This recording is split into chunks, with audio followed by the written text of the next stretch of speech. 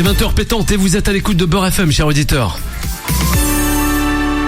20h, 21h, Time Sport, spécial Coupe du Monde de la FIFA 2026 avec Bilal Nenman sur Beurre FM. Bonsoir à tous, 20h, et oui, c'est le créneau horaire de cette émission ce lundi 22 juin. On est ensemble durant une heure, chers auditeurs et auditrices, pour revenir sur cette fameuse Coupe du Monde 2026 qui se passe du côté du Mexique, entre autres, du Canada et sans oublier les États-Unis d'Amérique. On va parler de quoi dans cette émission? On va parler de cette équipe de France, et oui, face à l'Irak ce soir, 23h heure française, et aussi des nations africaines. Que doivent améliorer les pays africains dans cette fameuse Coupe du Monde 2026? C'est la question que l'on s'est posée avec l'équipe qui m'accompagne ce soir. Algérie-Sénégal, c'est la deuxième journée dès ce soir. Et bien sur l'antenne de Beurre FM, c'est l'avant-match en quelque sorte. 01 53 48 3000, c'est le numéro du standard de Beurre FM. Pour réagir, chers auditeurs et auditrices, rien de plus simple. Vous composez le numéro du standard avec Solal à la réalisation. Il se fera un plaisir de vous faire passer sur l'antenne de Beurre FM avec le débat du jour. On vous l'expose. L'Irak, une formalité pour les Bleus. Voilà, la question est bel et bien posée là avec vous jusqu'à 21h. Dans cette émission, on va accueillir qui? On va accueillir comme il se doit Malik, eh oui, Malik Djif, présentateur de cette fameuse émission que l'on peut retrouver chez nos confrères de Télésud et rédacteur en chef de toutes ces émissions Afrofoot et les entretiens d'Afrofoot. Voilà, là, ça sera un premier invité. Mais on va aller beaucoup plus loin sur cette antenne de Beurre FM. On va accueillir aussi son compère Lucas Dru qui est avec nous, chroniqueur phare de cette émission aussi, dans laquelle il présente Malik Dji, et aussi justement co-présentateur de l'émission Le Journal du Mondial. Avec nous sur cette antenne pour la première fois sur Beurre FM, chers auditeurs et auditrices. Sans plus tarder, on va présenter l'équipe qui m'accompagne de Time Sport. C'est parti, Gogo Time Sport. Time Sport, le ras-le-bol. Juan Trocet, comment ça va? Bien? Très bien, après le carton de l'Espagne hier soir. Aïe, face à... Ça va un tout petit peu mieux, mais on aura peut-être le temps justement de dire deux mots sur cette équipe d'Espagne, ouais, qui techniquement s'est récupérée de la débâcle face à au Cap Vert, ouais, puisque un match nul 0-0, les seuls matchs nuls jusqu'à ce moment-là du mondial est tombé sur l'Espagne. Mais ça va mieux aujourd'hui. On attend bien sûr le 28 où l'Espagne va jouer l'Uruguay. Même si l'Espagne, à la date d'aujourd'hui, disons, est à 99%, je crois, déjà qualifiée, puisqu'avec 4 points, elle sera sûre d'être qualifiée, même en troisième. Juste en face de toi, on va le retrouver, c'est Waheb. Comment ça va, Waheb, notre journaliste commentateur? Bonsoir Bilal, bonsoir à toutes et à tous. Cette nuit, on était du côté de Vancouver, Égypte, Nouvelle-Zélande, qui nous a marqué de son empreinte. Ouais. Et le nouveau pharaon des temps modernes, Mohamed Salah, qui a marqué de sa légitimité. Et l'un de ses vassals, je parle bien évidemment du Zico. C'est pas le vrai Zico, c'est le Zico égyptien, ouais, Moustapha Zico. Voilà, buteur aussi également. Et ça fait tant sourire, Lucas Dreux. Bonsoir Lucas, comment ça va Lucas? Bonsoir Bilal, ça va et toi? Ça va tranquillement? Ça va très bien. On m'a dit d'inviter Lucas et aussi Malik disait justement sur cette antenne pour parler football, vrai football, Joga Bonito ou encore football mondial. On se fait un plaisir, alors ça le fait sourire, je sais pas pourquoi Malik, hein. Il va falloir rester sérieux. En tout cas, Lucas est avec nous sur cette antenne. On va le retrouver juste en face de toi, Lucas. C'est Malik. Bonsoir Malik. Salut Bilal, comment ça va? Ça va très très bien. Content d'être avec toi aujourd'hui. Nous aussi. Dans cette émission. Nous aussi mythique. De t'avoir avec nous sur cette antenne de Beurre FM, Malik. On va s'attarder dans un premier temps. On va passer le petit coucou à la réalisation à Solal qui regarde de près le match de l'Argentina. Et oui, Léo Messi en grande forme. Buonasera à tutti, oui, j'espère que vous allez bien. La Pulga est en forme depuis ce début de Coupe du Monde, lui qui vient d'inscrire son 4e but, bien en avant de Cristiano Ronaldo qui peine lui de son côté à se faire des amis, que ce soit sur le terrain ou sur les réseaux sociaux. Dans tous les cas, on va revenir sur cette compétition qui vient de commencer, Bilal. C'est très excitant, d'autant plus que la France et l'Algérie jouent ce soir, donc on aura de quoi débattre pendant toute la semaine. Big up aussi à Tariq qui est dans les studios avec nous et qui observe de près ou de loin, je ne sais pas trop, l'émission en cours, chers amis. Un lion de l'Atlas, Tariq, faut le rappeler, hein. Fervent supporter de la France, mais aussi des Marocains. Voilà. Avec Malik Dji, on va s'attarder cette équipe de France, 23h ce soir, Malik. Ouais, une formalité, comme on le disait en début d'émission. Pour toi, Malik, la France, au-dessus de tout? Au-dessus de tout, je sais pas, parce qu'en fait, le foot, il faut le jouer, hein. Les matchs, il faut les jouer. L'entraîneur Didier Deschamps le dit souvent. Il faut jouer les matchs avant de commencer commenter. Moi, je suis tout à fait d'accord avec lui. C'est la même chose que j'observais pour la Côte d'Ivoire qui arrive face à Curaçao. Je pense que c'est les mêmes sujets à chaque fois. Les matchs, il faut les jouer, d'autant que il y a un groupe à gérer. Et je pense que quand on gagne ce match face à l'Irak, je pense que derrière, on peut faire tourner cette équipe de France, et ça permet aussi justement à cette équipe de France de pouvoir se gérer en interne entre ceux qui ont moins joué, ceux qui ne joueront peut-être pas du tout, et ceux qui vont potentiellement rentrer lors du 3e match. Parce que figure-toi, mon cher Bilal, imaginons que la France arrive au bout, devienne champion du monde. Imagine que pour des dysfonctionnements face à l'Irak, certains ne jouent pas, parce que le 3e match devient plus ou moins crucial, c'est problématique. Donc je pense que les 11 qui vont rentrer aujourd'hui, plus les potentiels remplaçants, doivent donner le maximum et puis tout simplement se comporter comme des professionnels. Et puis il faut pas oublier aussi un truc, c'est que Kylian Mbappé, c'est monsieur statistique. Donc dès lors qu'il est sur le terrain, il va chercher à marquer des buts. Et rien que ça, déjà, je pense que c'est une motivation supplémentaire pour ne pas croire un seul instant que la France prenne ce match par-dessus la jambe. Lucas, on va rebondir avec toi. Lucas, concernant cette équipe de France, peut-être un ou deux bancs de l'équipe de France. Il y a, c'est vrai, une pléiade de stars dans cette équipe de France. Deschamps a le choix. Deschamps a le choix, et Deschamps fait ses choix. On annonce déjà que pour ce match, Désiré Doué pourrait être sur le banc parce que Barcola, il a beaucoup apporté quand il est rentré dans le match face au Sénégal. Donc ce serait pas étonnant de voir des changements, de voir que Didier Deschamps s'adapte en fait à son adversaire et recherche aussi la bonne formule. Faut le rappeler, c'est une Coupe du Monde qui va être longue. C'est 8 matchs, il y aura des 16e de finale. Ça va tirer sur les organismes, Il fait très chaud. Donc, il va falloir aussi gérer l'effectif. Donc, pour moi, effectivement, comme Malik l'a dit, on va voir l'équipe type ce soir. Une équipe qui va devoir absolument gagner et pour pouvoir avoir un 3e match plus simple, plus facile et reposer aussi les joueurs. Cherki peut-être. Cherki sûrement. Cherki, on adore. Il a choisi son camp là. Mais il a choisi son camp. C'est l'entrée comme ça. Non. C'est marrant parce que ce matin sur la quotidienne du mondial sur Afrofoot, on parlait de Ibrahim Maza, le jeune joueur algérien, et c'est des joueurs qu'on aime. C'est des joueurs frissons. Techniquement, ils sont très à l'aise.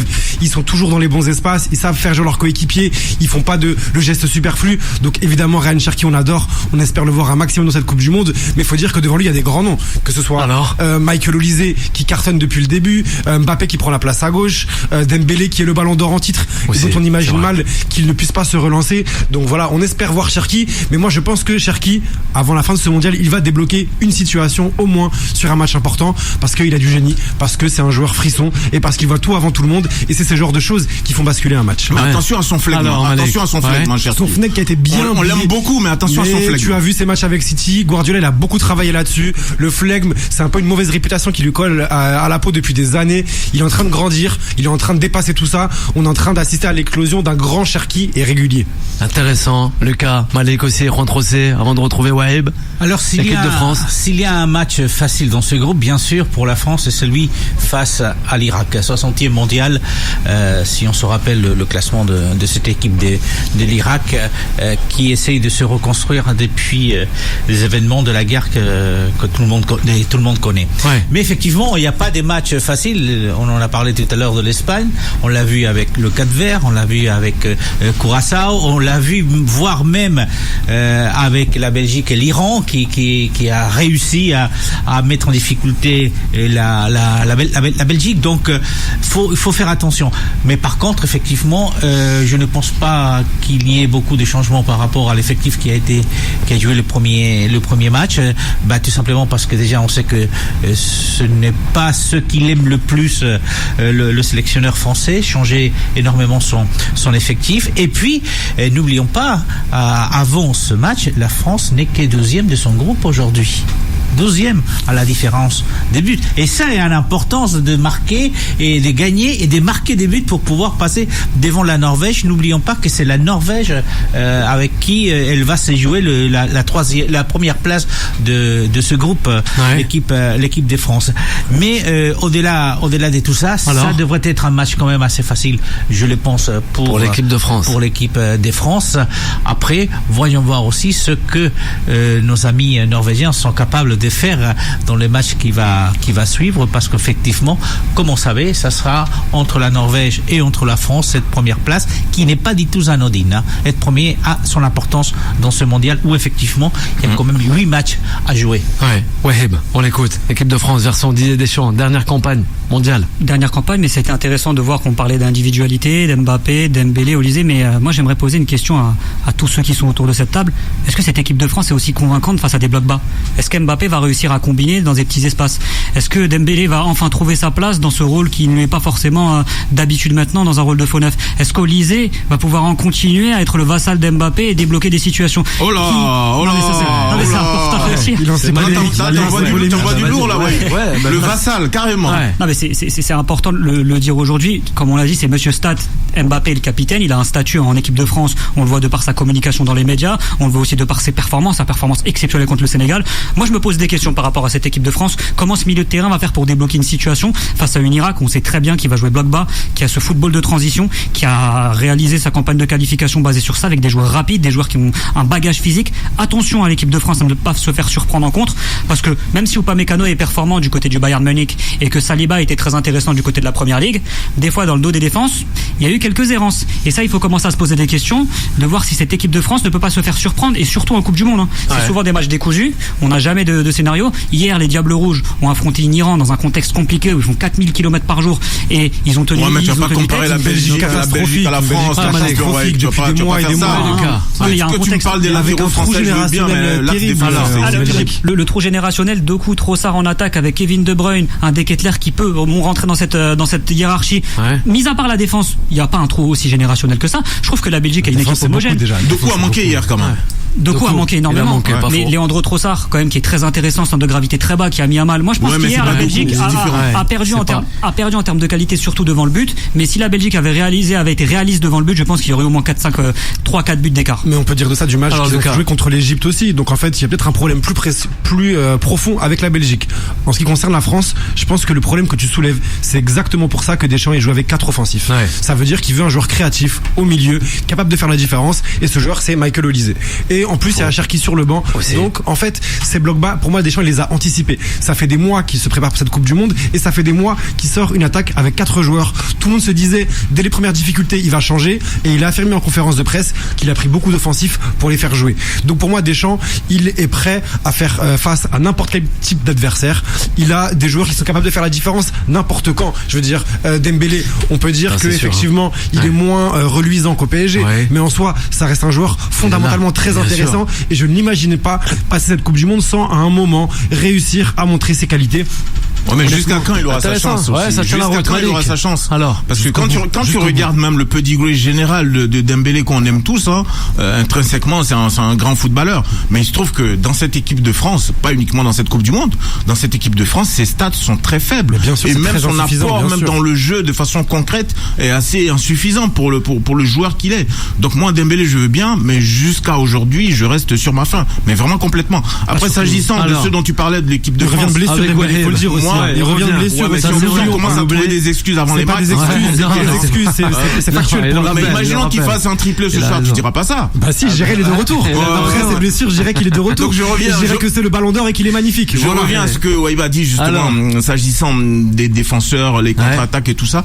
Moi je pense, comme tu disais, l'axe défensif de l'équipe de France est solide. Upamecano, Saliba, c'est du costaud. Mais moi j'ai beaucoup plus de crainte sur les côtés. Sur les côtés. Les deux latéraux sont assez, je vais dire, un peu inquiétants pour moi. C'est pour ça que Digne va commencer ce soir. Et puis j'ai un autre truc aussi, c'est que moi j'ai pas trouvé Mike Maignan assez rassurant.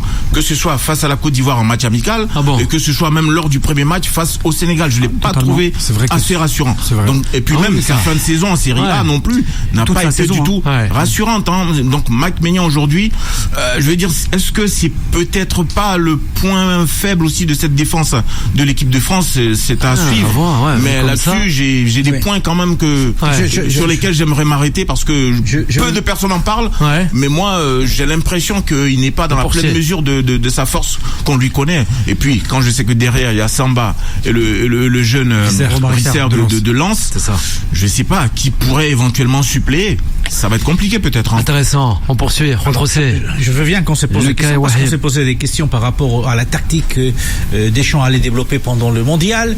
On l'a fait par le passé, qu'on se pose des questions sur les latéraux français, mais n'oublions pas, ça reste l'Irak à 23h ce soir. Si la France retrouve des difficultés à battre facilement l'Irak, là, ça va être là, on va se poser de questions, Malika. Je veux dire, aujourd'hui, face à l'Irak, la France doit dérouler, sincèrement. Elle ne peut pas faire autrement que dérouler face à l'Irak. Ça peut être compliqué lors d'un premier match. On l'a vu avec Curaçao et l'Allemagne. C'est le premier match du mondial. Vous rentrez, vous savez pas ce que ça vaut. On l'a vu avec le Cap-Vert et l'Espagne. Mais la réalité, c'est qu'on n'est pas au premier match. Et au deuxième match, la France avait un match très compliqué face à la Côte d'Ivoire. Face au Sénégal. Mais après, ça reste l'Irak. Je suis vraiment désolé pour les Irakiens, mais ils ne font pas les poids face à la France. Et si la France venait à douter aujourd'hui de ses capacités, on aurait tous à douter de cette équipe de France d'ici la fin du mondial. Je crois qu'aujourd'hui, c'est pour se faire plaisir, assurer cette première place, et puis effectivement, dans quelques jours, jouer la Norvège pour assurer encore une victoire face à une équipe de Norvège que n'oublions pas, s'attend à être 12e, mais pas du tout la première. Alors, on va marquer une courte pause. La première, on revient avec Lucas Dru, c'est promis, nos confrères de Télésud, dans la personne aussi de Malik Kedi. Wahib m'accompagne, sans oublier toi aussi, Juan Trocé. On va passer aux nations africaines. On aura le droit de réponse avec Lucas, parce qu'il aurait voulu enchaîner concernant cette équipe de France version Didier Deschamps. À de suite. Time Sport revient dans un instant. Eh oui, il y a les réseaux sociaux qui nous attend. Eh oui, lui, il s'est endormi devant le match de l'Argentina. On a l'impression face à l'Autriche. C'est Sola, notre fameux réalisateur sur cette antenne. On est ensemble jusqu'à 21h en live, rien qu'en live avec, pour la première fois sur cette antenne, Malik Kedi et sans oublier Lucas Dru. C'est nos invités et aussi nos confrères de Télésud, qu'on peut retrouver notamment sur toutes les box et sur les antennes satellites. Sur YouTube aussi. Sur YouTube aussi. Toutes les émissions sont en replay. C'est ça. C'est super sympa. On essaye de donner de la force à nos confrères, et comme on la donne à toi aussi, Juan Trocé, un autre journaliste commentateur à Wahim qu'on peut retrouver sur Match en direct. Voilà la fameuse application et tous ces matchs à l'échelle mondiale. 01 53 48 3000. On va revenir avec l'équipe de France avec Lucas. Time Sport. La parole des sociaux. Allez Lucas, avant de retrouver le continent africain, on t'écoute concernant l'équipe de France. Un mot à dire encore? Non, je disais juste que en ce qui concerne le fait de jouer contre l'Irak, moi je crois pas du tout en une possible décompression, parce que tout simplement, on le disait, Deschamps va vouloir gagner absolument ce deuxième match. Donc en fait, ils vont pas prendre cette équipe de haut. Ils vont vraiment jouer à fond, et c'est ce qui explique qu'ils vont gagner. Cependant, je tiens à dire quelque chose. Contre le Curaçao, on a vu l'Allemagne qui, avant de dérouler à un partout, ne faisait pas les fiers. On arrive à une époque où tous les joueurs sont des athlètes accomplis, où ils ont des préparations qui sont très très poussées, quel que soit leur championnat. Avant, entre les grosses nations et les plus petites, on voyait un écart physique, d'entraînement, etc. Même sur la répétition des efforts qui était absolument très visible à l'œil nu. Là, l'écart s'est resserré. Physiquement, toutes les équipes sont très performantes, et c'est pour ça que pour moi, il n'y a aucune équipe à prendre à la légère, exactement. Et on voit quand c'est le cas, le Cap-Vert, ils reviennent face à l'Uruguay pour avoir été mené. C'était dur même à la Côte d'Ivoire aussi. Exactement. C'était compliqué. Ils étaient là quand même. Mais tu sais que Lucas, ça peut être inconscient.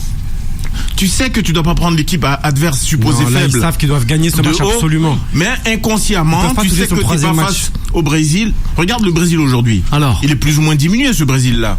Mais dès lors que tu te retrouves face à ce Brésil-là, tu sais que c'est le Brésil. Le Brésil, ils ont fait combien contre Haïti? Combien a fait le Brésil contre Haïti? Qu'est-ce que tu 3-0 à la mi-temps, c'était réglé. Non, mais après, en deuxième mi-temps, ils ont pu gérer. Je vois exactement les mêmes scénarios pour la France face à l'Irak. Laisse-moi dérouler. C'est comme ça qu'en tout cas, Deschamps va voir ce que je vais dire. Ce que je vais dire, c'est que dès lors que tu te retrouves en face d'un nom nation qui constitue une force sur la scène du football mondial, tu élèves ton niveau de concentration. Quand tu te retrouves face à Curaçao ou bien face à la Côte d'Ivoire, l'Allemagne peut-être que l'Allemagne a été surprise face à la Côte d'Ivoire, qui sait, moi je sais pas. Mais dans le déroulé du match, ils ont été surpris. Pourquoi? Parce que inconsciemment tu les prends de haut, parce que tu ne les connais pas suffisamment. C'est ce que je veux dire. Donc la France, bien que la France sache que elle doit élever son niveau aujourd'hui, vite gagner, plier, effectivement, je pense qu'elle va le faire assez rapidement. Bien sûr. Mais il y a le tout petit risque qui ferait que tu les prennes de haut, tout simplement parce que footballistiquement, sur l'échiquier du foot mondial, ça ne reste que l'Irak. En tout cas, c'est ça que je veux dire. C'est le travail du staff technique que ça n'arrive pas. C'est là où moi j'ai confiance dans Didier Deschamps. Tout à fait, je te parce rejoins qu'il est capable justement de remobiliser ses troupes pour leur dire, les gars, mettez-vous au travail. Gagnez ce match et puis avançons. Lui, il est capable de le dire. Et là-dessus, j'ai pas de doute. Il l'a fait contre le Sénégal. On a vu le visage de la première mi-temps et le visage de la deuxième mi-temps. C'est une équipe de France qui est beaucoup plus conquérante, qui est allée chercher dans les duels, qui jouait plus haut, qui a marqué, qui a même totalement détruit le milieu de terrain du Sénégal en deuxième mi-temps. On va pas se mentir. On voyait Rabiot porter plus le ballon, prendre de responsabilités. J'ai vu aussi une défense centrale un peu plus agressive sur le porteur du ballon, à Nicolas Jackson, qui se permettait de moins décrocher à certains moments que sur les côtés. Bon, Ismaïla Sarr qui avait beaucoup donné en première mi-temps physiquement, qui était un peu plus émoussé. Moi, j'ai vu quand même une équipe de France, même offensivement, qui était beaucoup plus dans la passe simple, qui était moins dans la gestion de se promener, d'aller faire la passe la touche de trop, ce qui a permis à cette équipe de France d'être un peu plus pragmatique, notamment à Michael Olise, le premier but de l'équipe de France en profondeur, où il déclenche parfaitement. Donc c'est vrai que Deschamps arrive à mobiliser, mais c'est aussi des joueurs de haut niveau. C'est-à-dire qu'aujourd'hui, quand ils ont le sens des responsabilités, avec un meneur d'hommes qui a su allier son pragmatisme à son dogmatisme, parce que tout à l'heure on en parlait là, et son expérience, pour moi l'équipe de France reste imbattable. Et pour revenir à tout ça rapidement, cette équipe de France, et je suis d'accord avec toi Lucas, quand tu parles aujourd'hui d'une France intouchable avec 4 attaquants, qui est assez puissante. Pour moi, ils y vont un peu comme des super-héros qui peuvent se faire fusiller et qui ont rien à perdre. Ils sont dans cette déstructuration des fois un peu d'aller chercher les résultats, d'aller presser et de mettre par exemple 0 but en première mi-temps, d'en mettre 4 en deuxième, parce qu'ils ont une force majeure qui est Michael Olise, Kylian Mbappé, Ousmane Dembélé, et même encore on en a oublié un, Ousmane Dembélé, et un super sub qui est aujourd'hui Bradley Barcola. Donc il y a un banc, il y a Cherki dont on a parlé, très très imposant. Avec toi Lucas, on termine avec l'équipe de France avant les nations africaines. Lucas, vas-y. Il faut respecter toutes les équipes, les grandes et les petites. Mais toutes les équipes ne se valent pas. Alors je vous rappelle que ça on a pris 7. Ici on a pris 9 en 2 matchs. Il y a eu des 6-0. Donc toutes les équipes ne se valent pas. Donc l'Irak, on a pris 4 face à la Norvège. Donc aujourd'hui, ça doit être, et on doit respecter l'adversaire, mais ça doit être un match facile. Et ça s'arrête là. Parce que vous avez des nations qui sont aujourd'hui dans ce mondial, qui, si on n'avait pas augmenté à 48 équipes ou à 46 équipes, ne seraient jamais venus dans ce mondial. Ni Curaçao, ni le Cap-Vert, ni Haïti.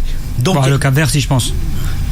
La réalité, c'est fait. Mais le Cap-Vert n'était même pas la dernière CAN, pour te dire. Non, mais pour vous dire, c'est que on a changé le format de la Champions League et ça a apporté des surprises au niveau de la compétition. C'est pas mal. Mais aujourd'hui, on découvre une nouvelle compétition. Vous l'avez dit, avec 8 matchs, donc avec un 16e de finale qui n'existe pas. Respectons les adversaires, mais toutes les équipes ne se valent pas, et les résultats qu'on est en train de voir à la 2e journée vont être augmentés lors de la 3e. On va avoir encore des scores fleuves, dont pas mal des groupes d'ici le 3e match. Confiant. Et d'ailleurs, l'Irak qui a fait les barrages. Les barrages, il faut le rappeler. Ils n'ont pas leur légitimité sur leur continent pour se qualifier. Que doivent améliorer les pays africains? Malik, Waheb, Lucas, Juan José, dans cette Coupe du Monde, nouvelle formule justement. C'est pas mal, c'est vrai. Bon, on a eu des cartons pour la Tunisie, les aigles de Carthage, mais ça va quand même, Lucas. Moi, je trouve que le football africain, il a bel et bien évolué. Non, mais c'est vrai. Alors, il évolue.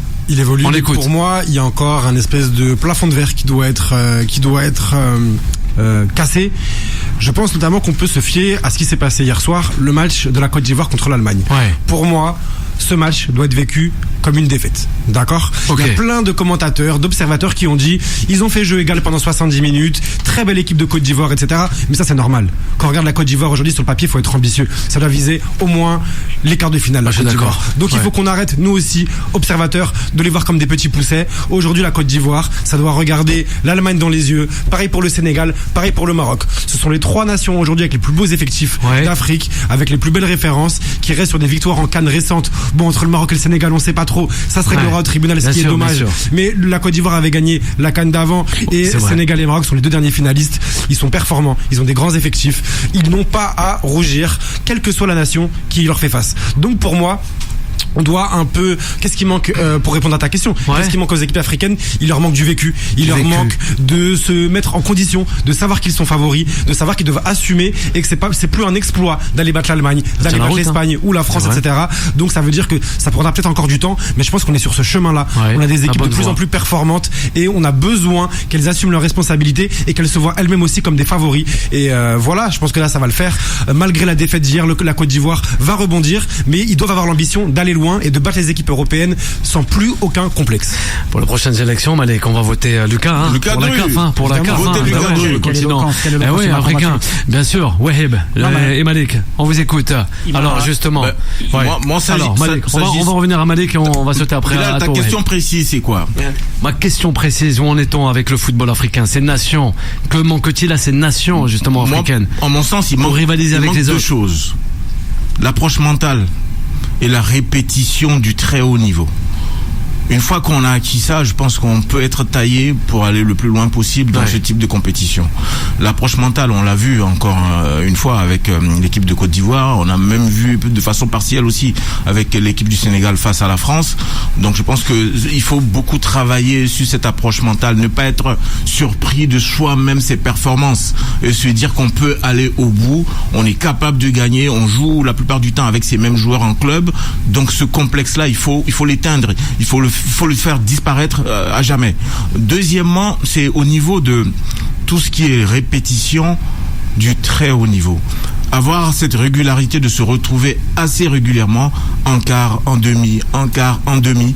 Regarde aujourd'hui la confiance que le Maroc a gagnée. Depuis sa demi-finale en 2022. Regarde un peu comment elle se comporte lors de la dernière CAN. Regarde encore comment elle se comporte lors du mondial qui est en cours.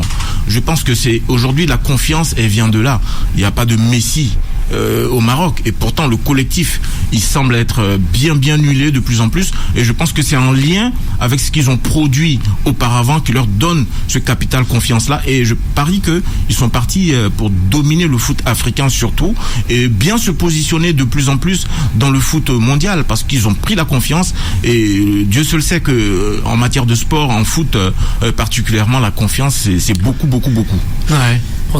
Alors c'est très intéressant parce que j'ai regardé les chiffres. Alors c'est vrai, il leur faut un vécu, mais un vécu en tant que sélection nationale. Pourquoi j'ai dit ça? Parce que déjà et même en club aussi. Mais l'Afrique a le potentiel. La Côte d'Ivoire, c'est le pays le plus jeune dans cette Coupe du Monde. Après c'est l'Équateur et après c'est le Maroc.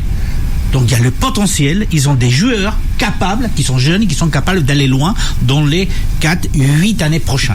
Et ça c'est la première des choses, donc ça c'est un plus qu'ils ont. La deuxième chose, ils ont des joueurs. Ne croyons pas qu'ils n'ont pas des joueurs.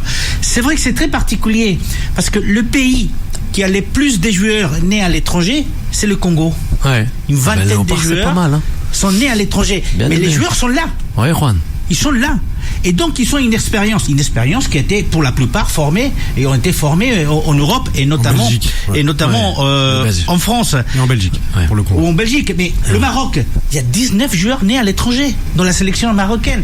Donc, ils ont le potentiel parce qu'il y a des jeunes, parce qu'ils ont des joueurs qui ont un vécu en club pour la plupart. C'est pour ça que je disais, il faut peut-être effectivement travailler au niveau de la sélection. Mais ceux qui n'ont pas, pour l'instant, c'est ces structures chez eux, au niveau des fédérations, comme le Maroc a fait depuis 15 ans. Il a investi et il va organiser dans 4 ans une Coupe du Monde avec l'Espagne et le Portugal.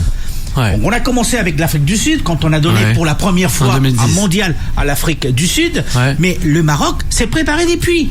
Et malheureusement, les autres pays n'ont pas les moyens financiers ou la volonté politique de le faire. Non, les contextes politiques ne sont pas tous les mêmes, c'est pas toujours aussi facile qu'au Maroc.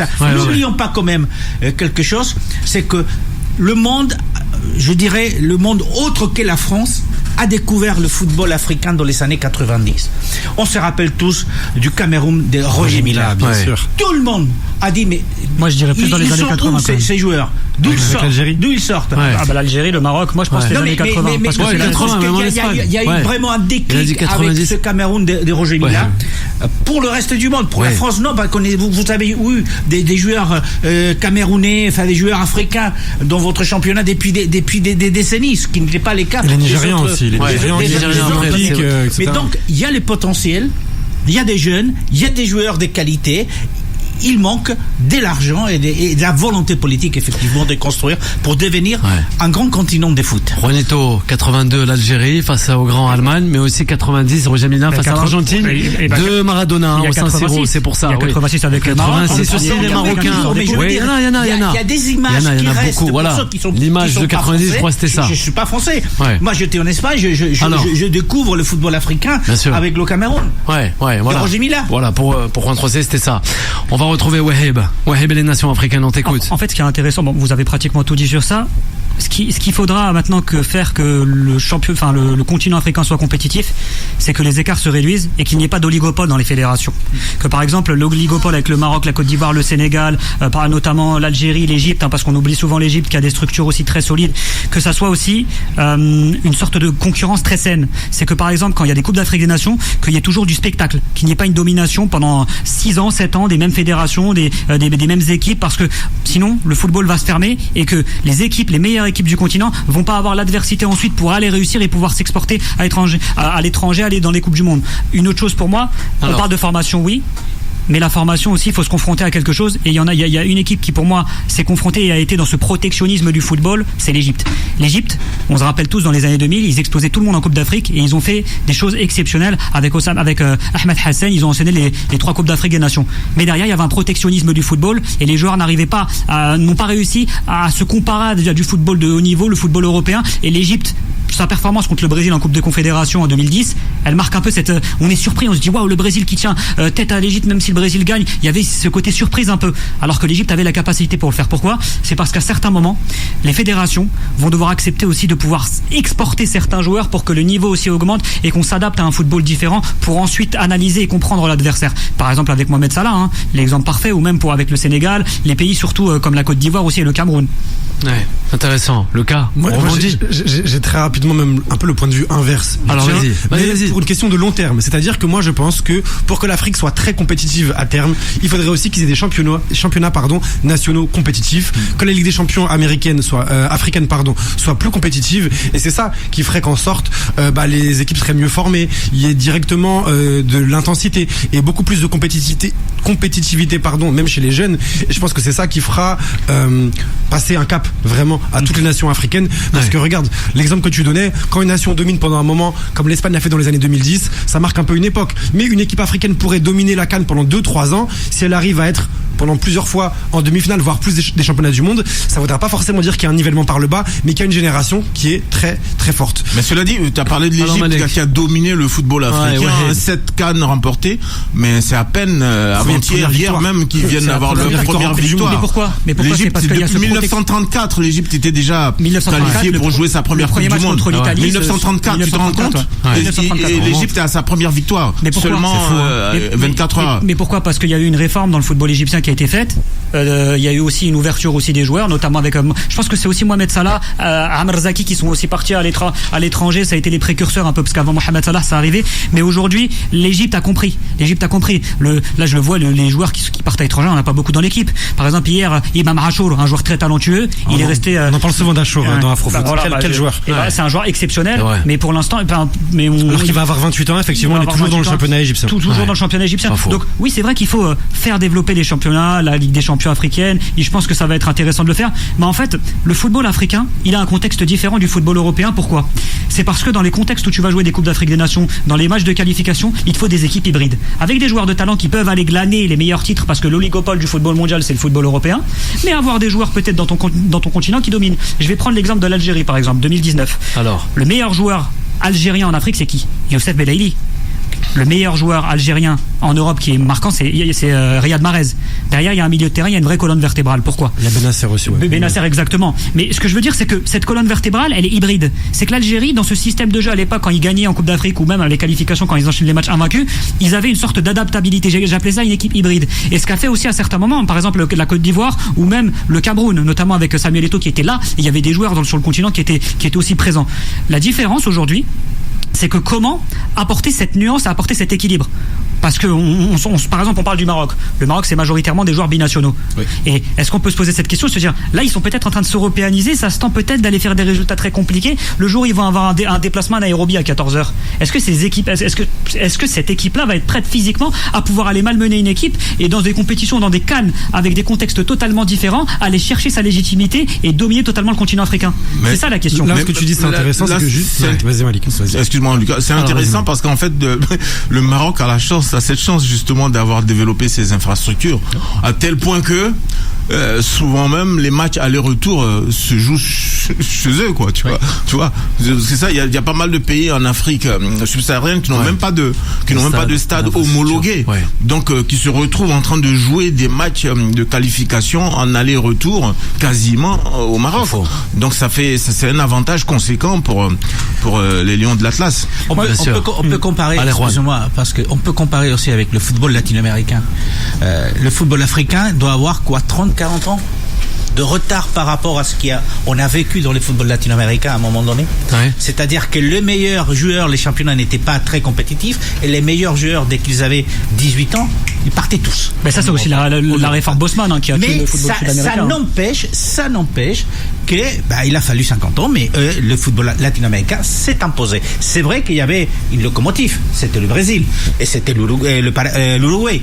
Donc c'était les deux grandes locomotives. Dans les années 70, on a eu l'Argentine. Mais aujourd'hui, l'Afrique, toujours un manque d'infrastructures, un manque d'argent, mais les locomotives sont là, vous les avez citées. Ça a été l'Algérie, ça a été l'Égypte, c'est aujourd'hui le Maroc, ça a été la Côte d'Ivoire, le Cameroun. Moi je pense que ce terme-là de locomotive, tout simplement, il faut du temps et il faut de l'argent, mais le potentiel, encore une fois, il est là, les joueurs sont là, ils ont de l'expérience en club, il faut maintenant qu'effectivement ils aillent démontrer la même chose en sélection, et ça ne dépend pas que d'eux, ça dépend aussi de ses dirigeants, et on sait que le problème aujourd'hui des dirigeants en Afrique. Il y a le cas de la Tunisie, je ne sais pas si on va en parler, il y a le cas de la Tunisie. Oui, on en a parlé beaucoup. Tu parlais des dirigeants, c'est un exemple de la fédération, bien sûr. C'est un exemple assez patent. Ouais, c'est vrai. On va revenir, c'est promis, sur l'Algérie et sur le Sénégal. Ça se joue cette nuit, dans la nuit de lundi à mardi. Ça fait sourire Malik. On va savoir pourquoi. Ça va débattre, à mon avis. Malik Di, et sans oublier aussi Lucas Dru. Nos invités ce soir chez nos confrères de Télé Sud nous accompagnent sur cette antenne de Beurre FM. À de suite. Time Sport revient dans un instant. 20h, 21h, Time Sport, spécial Coupe du Monde de la FIFA 2026 avec Bilal Nenman sur Beurre FM. Et nous sommes de retour pour la dernière partie de cette émission. Vous êtes à l'écoute de Beurre FM, 20h41. Voilà, ça passe vite à fond la caisse. Malik Di et sans oublier Lucas Dru nous accompagnent sur cette antenne de nos confrères de Télé Sud qu'on peut retrouver dans Afrofoot. C'est ça, chaque lundi, c'est bien ça, Malik. Chaque lundi, et puis on a une quotidienne aussi avec Lucas Dru et Désiré Camara, chaque jour à midi, en ligne, en linéaire, et puis sur YouTube à midi également. Voilà, ça c'est super. Foncez sur les réseaux sociaux et aussi sur votre téléviseur. L'Algérie et aussi le Sénégal jouent dans la nuit de lundi à mardi.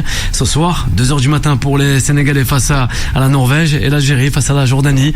Justement, un mot concernant ces deux nations du football africain. Avec toi, Malik. Oui, on commence par quoi ? Le Sénégal. Le Sénégal face à Hollande. Moi je pense que le Sénégal doit se rattraper après sa contre-performance face à l'équipe de France. Après, c'est pas un scandale de perdre contre la France, même si c'est vrai que le Sénégal nourrit beaucoup d'ambition. Quand on regarde la première mi-temps, effectivement, on s'arrêtait à la première mi-temps. Je pense que le Sénégal gagnerait au point. Il se trouve qu'il y a une deuxième mi-temps.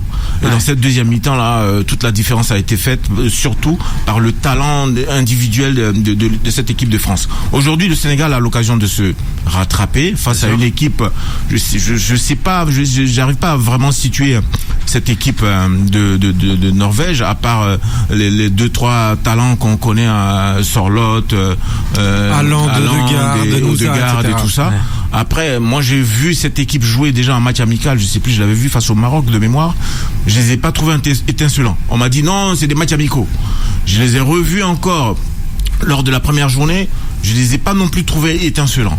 Donc je pense que si je me résume à la première mi-temps du match du Sénégal face à la France, si le Sénégal est capable de récidiver les efforts fournis lors de cette première mi-temps face à la France, je pense que le Sénégal peut passer assez facilement l'obstacle de la Norvège.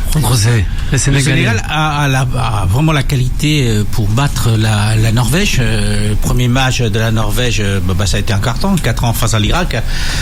Mais là, contre elle, le Sénégal, le fait que c'est que le deuxième match et que le Sénégal est sous pression. Parce qu'un seul match nul, c'est suffisant pour la Norvège. Un match nul, c'est suffisant pour la Norvège pour s'assurer une qualification. Ça, c'est la première des choses. Donc, le Sénégal va être obligé, effectivement, encore une fois, ils ont la qualité. Ouais. Ils peuvent le faire. Mais je pense qu'il va falloir tenir physiquement. Et il va falloir tenir au niveau psychologique, c'est-à-dire voir défiler les minutes, voir qu'on n'arrive pas à marquer ou qu'on n'arrive pas à se détacher de la Norvège. Et ça peut être compliqué pour les Sénégalais. Je te dis, aujourd'hui, celui qui a la chose la plus facile à faire, c'est la Norvège. Un petit match nul.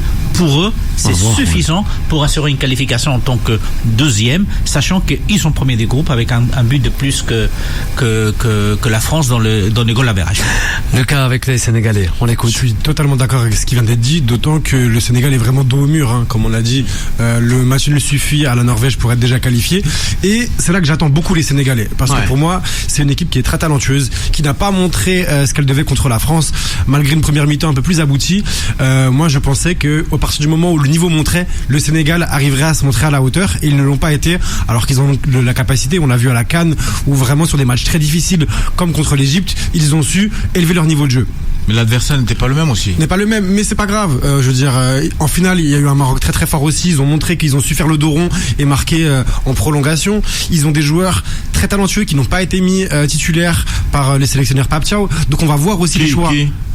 Je pense à Hassan Diao, qui était avant ses blessures à la CAN. Mais arrête Malik. Là tu refais le match là. Mais qu'est-ce que tu me racontes avant le départ de la CAN, quand Fabregas l'a fait trop jouer et qu'il s'est blessé, c'était une catastrophe. Tu vas me dire que ça parlait de Sadio Mané sur le banc pour le laisser titulaire. Mais tu vas me dire que c'est choquant que Diao soit pas titulaire lors qu'il ne rentre pas du pour match moi. face à la France. Et ça veut dire qu'on va voir, je pense qu'il y aura d'autres choix. Et je comprends aussi la force de l'habitude pour les sélectionneurs de reconduire ce qui a marché. Mais Ismaïla Sarr, on connaît ses qualités, on connaît aussi ses limites. C'est un joueur qui des fois a besoin de 4, 5, 6 occasions pour marquer. Les supporters de Marseille, comme toi, le savent mieux que moi. Ouais. Ensuite, observateur neutre.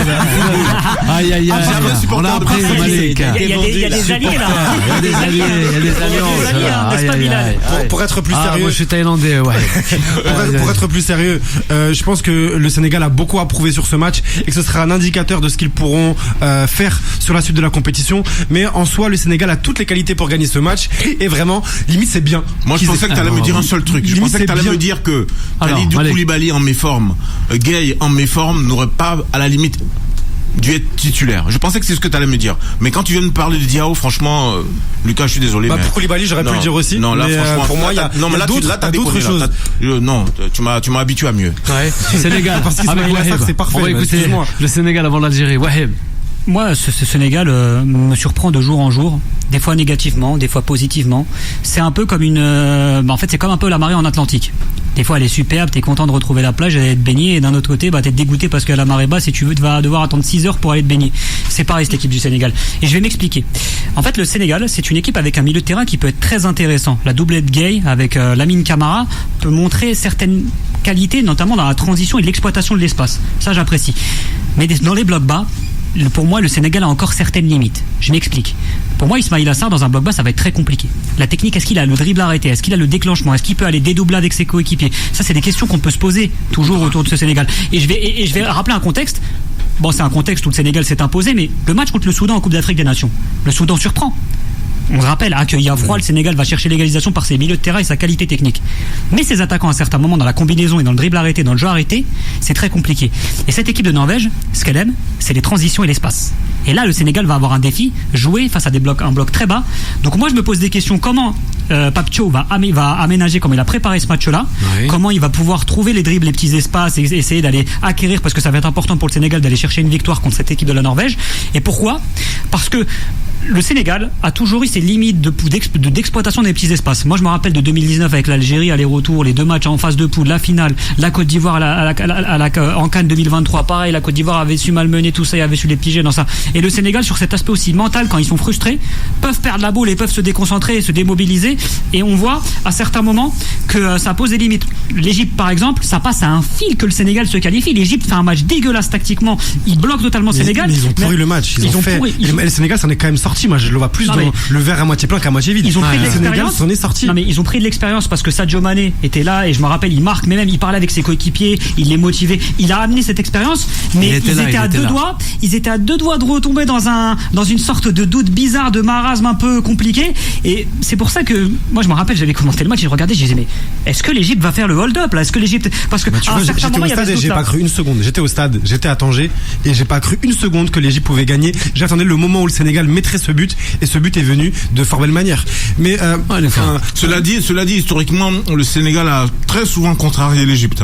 Ah bah sur ces derniers temps, Mais pour le match qui nous intéresse face à la Norvège, la Norvège. Moi, je vois encore le Sénégal est solide parce que on sait pas, je sais pas s'il y a vu si les compositions sont tombées, mais pour moi, effectivement, tu l'as dit, Malik Koulibaly, pour moi, il est en train de passer le relais et Sarr Niakhaté, c'est une charnière centrale qui est faite pour durer. Et à côté, on a des latéraux, on a Crépin Diatta qui est un milieu offensif qui est repositionné latéral droit, on a El Hadj Malick Diouf qui à gauche est très solide. Et en fait, pour moi, ces deux joueurs et notamment Crépin Diatta, ils vont pouvoir faire la différence aussi parce que c'est des joueurs qui sont habiles. Il y a une fébrilité quand même des fois défensive. À Monaco, il l'a montré. Mais justement, moi je parlais plus d'offensivement. Il va apporter quelque chose. On sait que c'est pas un défenseur de formation et que donc il peut avoir des problèmes de ce côté-là. Même défensivement, il fait le taf.